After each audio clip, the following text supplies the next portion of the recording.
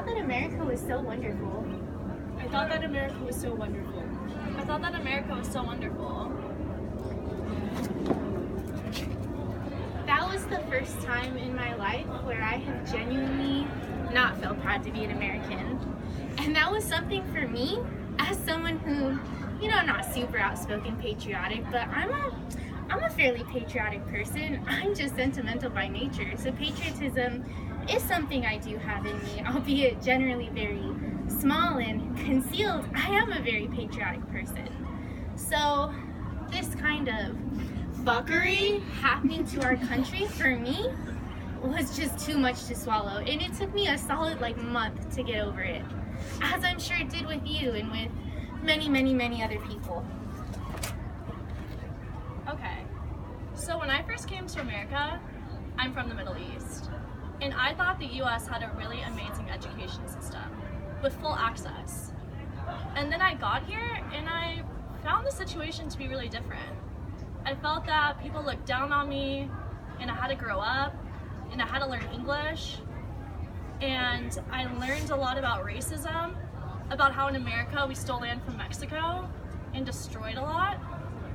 So yeah, I learned a lot about white culture after coming here, and I really thought that America was so wonderful, but that was just because of the TV that I had seen and the media that I saw, and it wasn't like real life until I got here, and I realized that I needed to be careful around the white people here, and I felt more drawn to the people of color and their experiences.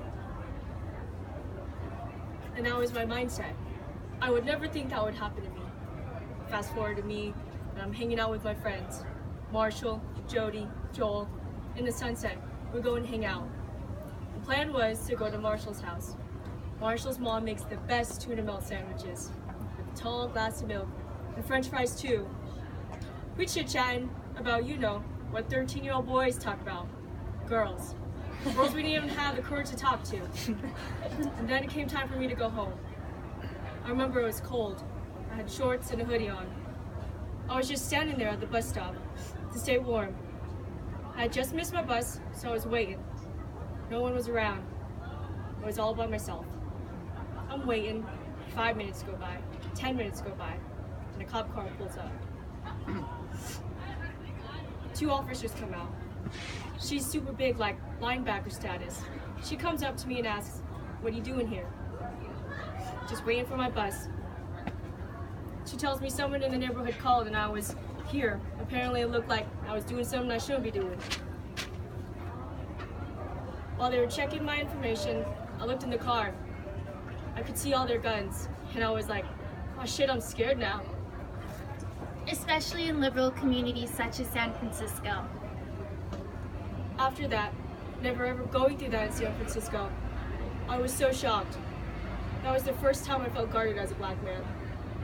I guess you could say I was woke. Yeah, so, girl, 2016 election was savage. Do you remember what you were doing? It wasn't really like real life.